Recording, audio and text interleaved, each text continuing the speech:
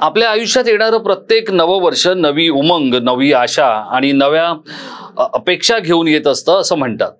2024 या वर्षाच्या आगमनाच्या दुसऱ्याच दिवशी असं काही होताना दिसत नाहीये, कारण मुंबईसह राज्यभरात आणि देशभरात जो ट्रक आणि माल वाहतूकदारांचा संप सुरू झालेला आहे, त्यामुळे एकूणच परिस्थिती इतकी चिघळलेली आहे की येणारं 2024 हे निवडणुकांचं वर्ष खऱ्या अर्थानं किती कसोट्यांचं असणार आहे आणि नेमकं सामान्य मुंबईकरांच्या, सामान्य नागरिकांच्या समोर काय वाढलेलं आहे हे जणू काही सांगणारच आहे।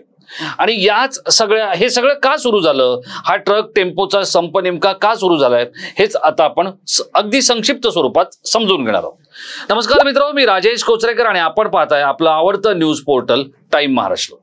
मित्रांनो, नवीन वर्ष ज्या वेळेला येतं त्यावेळेला आपण नवे संकल्प करत असतो, नव्या आशा, नव्या अपेक्षा आपल्या मनी बाळगलेल्या असतात। या 2024च्या बाबतीतही तेच घडतंय।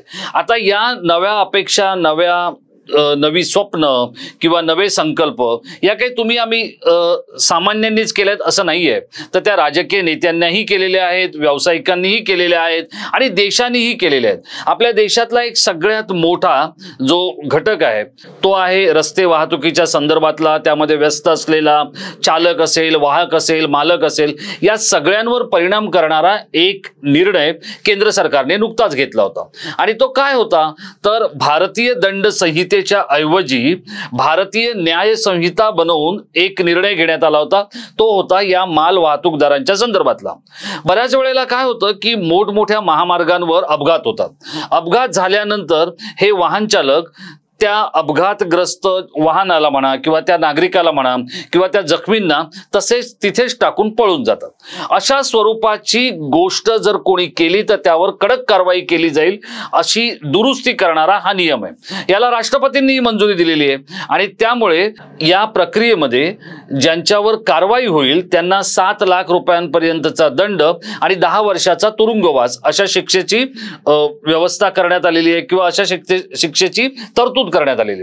आणि यालाच ट्रक चालकांचा, टेम्पो चालकांचा, माल वाहतूकदारांचा कडाडून विरोध आहे। आणि त्यामुळे गेली 2 दिवस म्हणजे नववर्षाच्या पहिल्या दिवशी हा संप सुरू झाला, काल तो चिघळायला सुरुवात झाली होती आणि आज तर तो संपूर्ण राज्यभरात चिघळलेला आहे।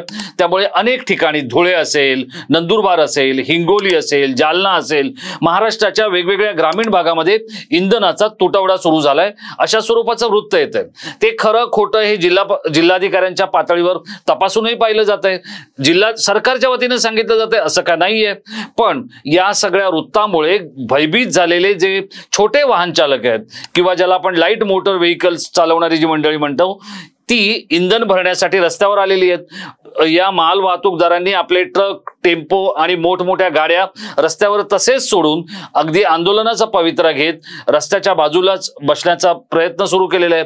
नवी मुंबईमध्ये काल माल वाहतूकदारांनी पोलिसांवर हल्ला केला होता आणि आज मुख्यमंत्र्यांनी जिल्हाधिकाऱ्यांना आदेश दिलेले आहेत। आदेश काय आहेत की परिस्थिती चिघळू नये याची काळजी घ्या, कुठेही तणावपूर्ण परिस्थिती होणार नाही हे देखील बघा असं त्यांनी सांगितलेलं आहे। पण त्याच वेळेला या नव्या वर्षामध्ये गृहिणी असतील किंवा शाळेत जाणारे विद्यार्थी असतील त्यांच्या समोर खूप मोठ्या समस्या निर्माण झाल्या आहेत, कारण आता मालाचा तुटवडा सुरू झालेला आहे। कारण हे जर मोठमोठे माल वाहतूक करणारे जे ट्रक आहेत किंवा ह्या ज्या गाड्या आहेत या जर आल्या नाहीत आणि त्यांनी जर हा संप मागे घेतला नाही तर हे नवे वर्ष आणि त्याची ही सुरुवात काहीशी किरकिरी ठरणार आहे। आणि त्यामुळेच आता सरकारचे देखील अगदी खाडकन उघडलेले आहेत। ते फक्त राज्य पातळीवर नव्हे तर देश पातळीवर देखील उघडलेले आहेत। पण देश पातळीवरचा एक जर आपण विचार केला तर काही ठिकाणी हा संप आता थोडासा निवळताना दिसतोय, काही ठिकाणी तो कमी होताना दिसतोय आणि यामध्ये त्या स्थानिक प्रशासनाकडून या ट्रक, टेम्पो चालकांची आणि माल वाहतूकदारांची समजूत काढण्याचे प्रयत्न सुरू आहेत।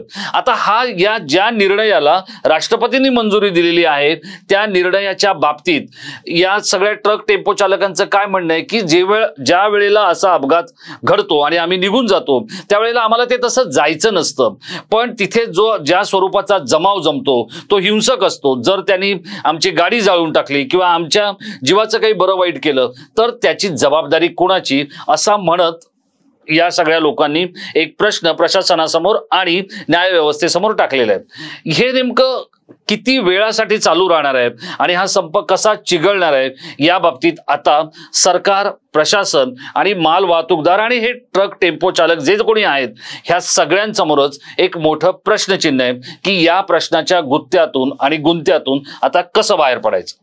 आपल्याला काय वाटतं, ज्या वेळेला महामार्गावर अशा स्वरूपाचे अपघात होतात त्यावेळेला या अपघाताला जबाबदार असणारा जो ट्रक चालक असेल किंवा जो वाहन चालक असेल त्याने तिथेच थांबून या अपघातग्रस्तांना मदत करणं गरजेचं आहे का, की त्याने जवळच्या स्थानिक पोलीस स्टेशनवर जाणं गरजेचं आहे, की त्याने आणखी काही करणं गरजेचं आहे. आपल्याला काय वाटतं. आणि नव्या वर्षाच्या सुरुवातीलाच हा जो ट्रक आणि माल वाहतूकदारांचा संप सुरू झालाय याबद्दल आपलं काय मत आहे. आपण हा व्हिडिओ शेवटपर्यंत पाहिला त्याबद्दल आपल्याला खूप खूप धन्यवाद.